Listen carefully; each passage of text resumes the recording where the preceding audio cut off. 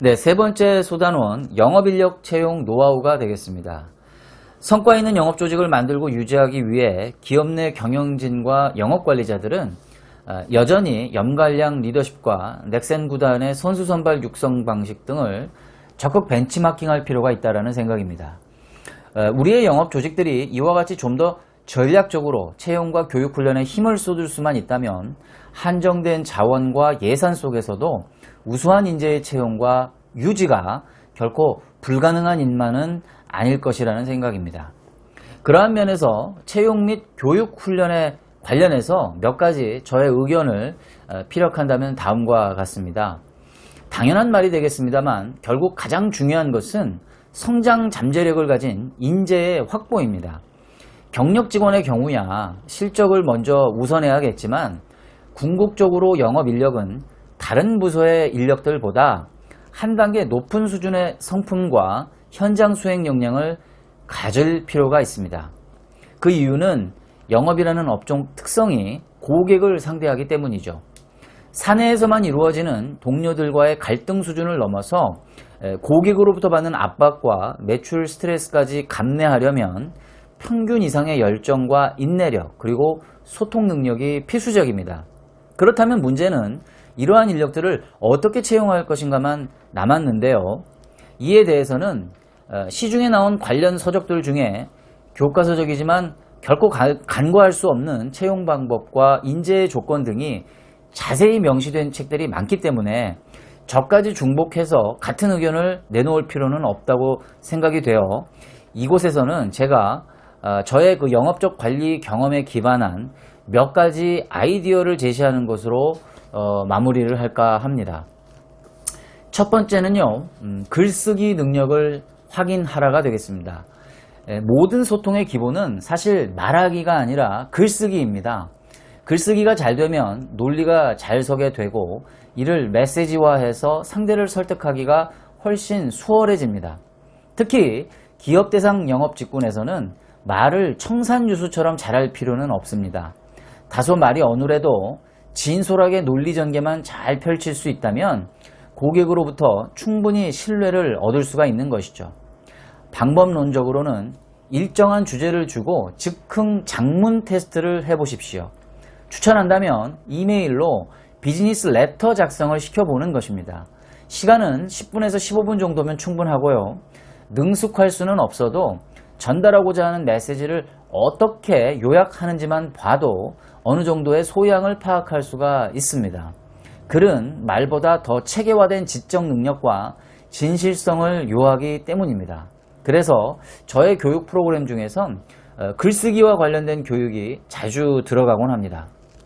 두 번째, 콜드콜링 테스트를 하라. 즉, 전화를 걸어서 낯선 가망 고객과 약속을 잡는 능력을 시험해 보는 것입니다. 콜드콜링 역량은 실전만큼이나 면접 테스트에서도 매우 유용할 수 있습니다. 전화상의 소통 역량과 목소리는요, 글쓰기만큼이나 후보자의 진실함과 태도를 파악하는데 더할 나위 없이 좋기 때문입니다. 이때 주의해야 할 점은요, 후보자들이 아직 영업 경험들이 적기 때문에 테크닉적인 측면에 중점을 두지 마시고 고객의 관점에서 어떻게 논리를 펼쳐가는지만 살펴보시면 좋겠습니다.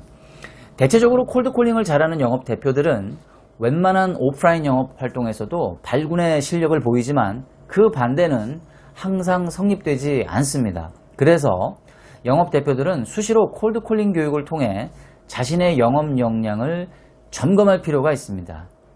자, 세 번째, 핸디캡을 감추지 않고 성의를 보이려는 후보자를 주목하라.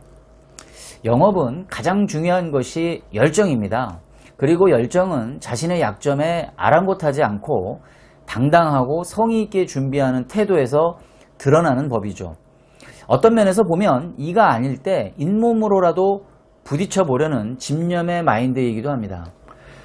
여담입니다만 저의 이제 개인적인 말씀을 좀 드리면 저는 그 예술 전문대 학력으로 삼성전자와 제일기획 두 군데의 공채를 모두 합격했었는데요. 이후 회사에 입사를 해서 주경야독을 하면서 학부와 석사를 모두 졸업했죠. 입사 후에도 10년을 넘게 다니며 준수한 실적을 보여 당시로서는 영광스럽게도 사업부에서 주최한 삼성전자를 빛낸 백인의 영업인상을 수상하기도 했습니다. 최근 저는 저의 아버지를 통해서 잊고 있었던 이야기를 듣게 되었는데요. 당시 제1기획에서는 저를 삼성전자에 놓치고 싶지 않아 집으로 전화까지 해서 아버지를 설득을 했다라고 합니다. 어떻든 간에 당시 저의 전략은 학력의 핸디캡을 극복하기 위해 적극적인 태도로 성의 있게 승부를 건 것이었습니다.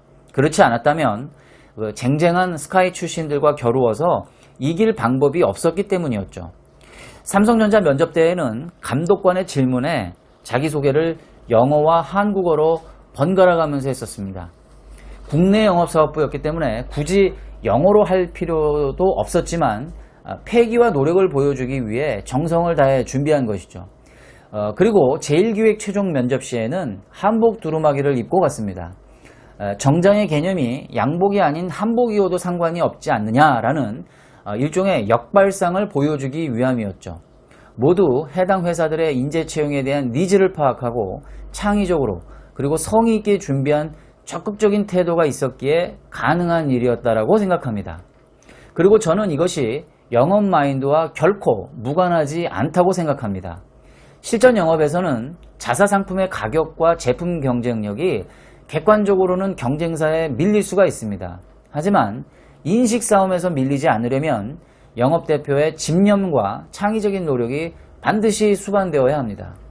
거듭 강조하지만 영업은 팩트 싸움이 아닌 인식의 싸움입니다.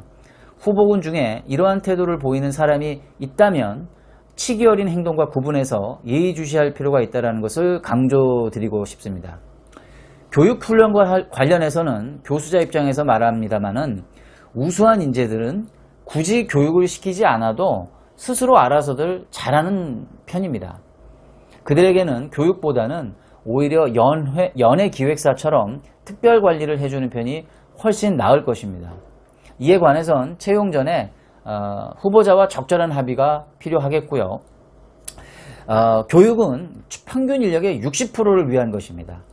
이 60%의 인력에게 상위 20%에 해당하는 고성과자들의 영업 노하우를 어떻게 이식시킬 수 있느냐는 결국 교육과 영업관리자의 코칭에 달려 있습니다. 하위 20%에게는 기회를 2년 정도 더 주고 그래도 가능성이 없다면 서로를 위해서 헤어지는 편이 훨씬 나을 것입니다. 마지막으로 경력 직원 채용 시에 유용한 면접 질문 예시를 제가 책 235페이지에 정리해 놓았는데요. 요것들을 상황에 맞게 여러분들이 응용해서 쓰시면 좋을 것입니다. 자료의 출처는 탐 힐 앤 윌트 젠킨스라는 분이 공저로 쓴 위기 극복의 힘, 성품 DNA라는 책에서 발췌한 내용이 되겠습니다. 바라건대 잠재력이 큰 영업 인재들을 잘 뽑으셔서 최고의 영업 인력으로 키워낼 수 있기를 진심으로 기원하겠습니다.